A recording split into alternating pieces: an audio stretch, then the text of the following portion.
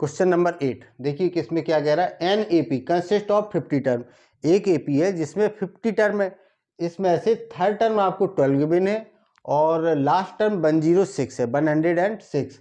Find the 29 term. 29 term आपको find करना है। देखिए कभी भी आपको कोई टर्म फाइंड करना है तो दो चीज़ों की रिक्वायरमेंट होती है, यही हम आपको बताते आ रहे हैं।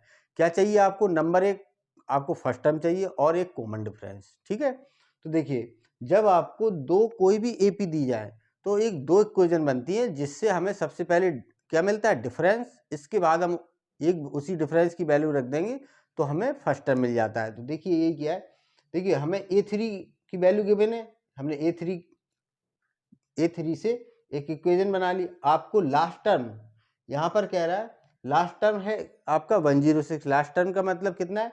50 टर्म है, तो लास्ट टर्म 50 होगा। तो A50 की वैल्यू रख के ये आपकी सेकेंड इक्वेशन बन गई। ठीक है, इक्वेशन 2 से इक्वेशन 1 को हमने माइनस किया तो यहाँ से आपको डिफरेंस मिल जाएगा 2।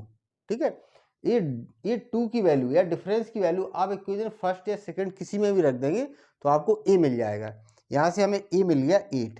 अब आपके पास डिफरेंस है, आपके पास फर्स्ट टर्म है, तो जब आपके पास डी और ए दोनों हैं तो आप कोई भी टर्म फाइंड कर सकते हैं। आपसे क्या पूछ रहा है? 29 टर्म। तो ठीक है, A29 आप फाइंड कर लीजिए। A29 का जनरल फॉर्मूला क्या होगा? A plus 28 D.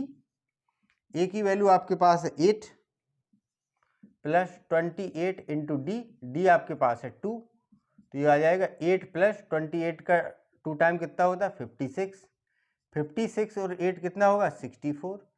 A29 इसी की वैल्यू हमसे पूछ रहा था। A29 आ जाएगा आपका 64। ये आपका आंसर है। लोगों ने देखिए इसमें कह रहा है if the third term and 9 term. आपको थर्ड टर्म और 9 टर्म गिवन है। ठीक है, फिर आपसे पूछ रहा है कि आप ये बताइए इस एपी का क्या जीरो कोई टर्म होगा, ये आपको फाइंड करना है। तो देखिए जो आपको गिवन है वही लिख लीजिए। पहले आपके पास क्या है? थर्ड टर्म, तो मतलब A3 गिवन है आपके पास, जनरल फॉर्म में लिख लीजिए इसको।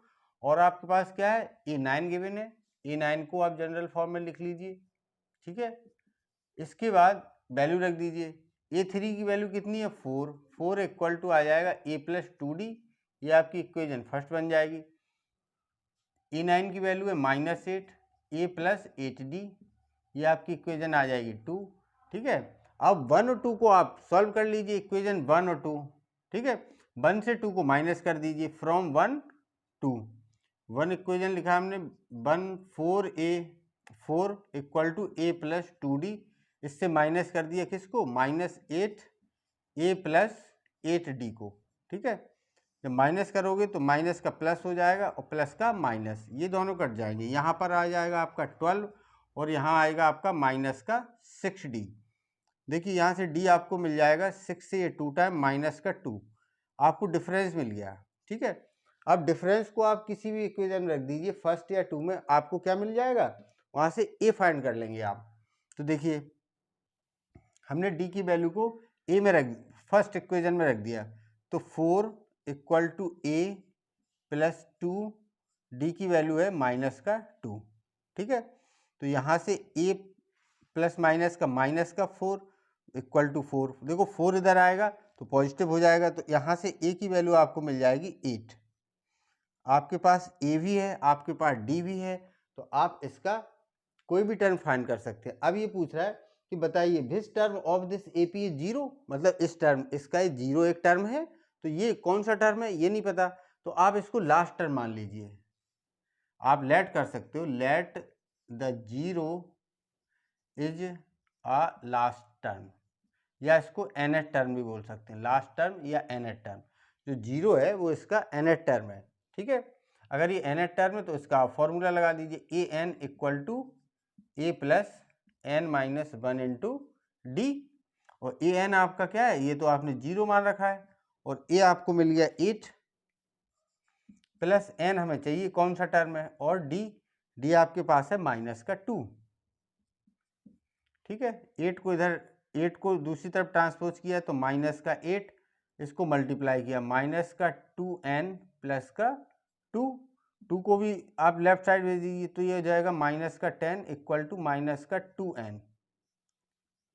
ठीक है, माइनस से माइनस एलिमिनेट हो जाएगा, 2 से 10 5 टाइम, तो n की वैल्यू मिल जाएगी आपको 5।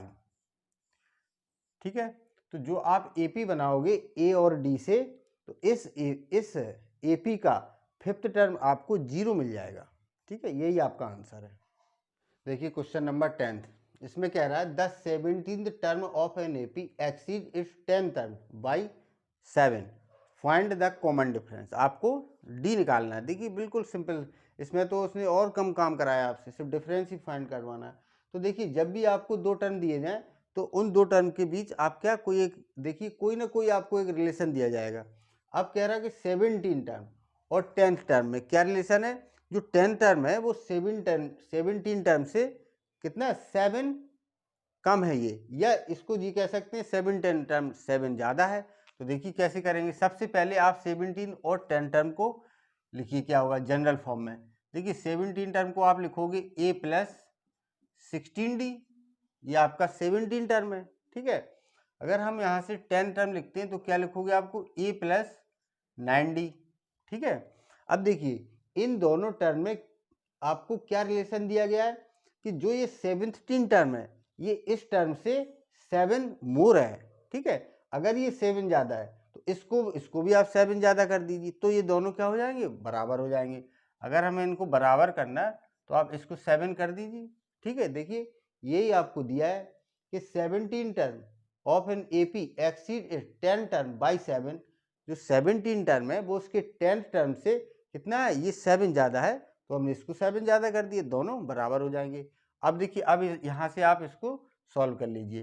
देखिए a दोनों तरफ है, सेम वैल्यू है, ये क्या हो जाएगी 0 हो जाएगी।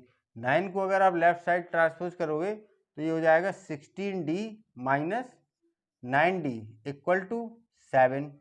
ठीक है, 16 से जब 9 को माइनस करोगे तो कितना बचेगा 7, 7d इक्वल टू 7, 7 से 7 एलिमिनेट हो जाएगा तो d इक्वल टू आ जाएगा 1।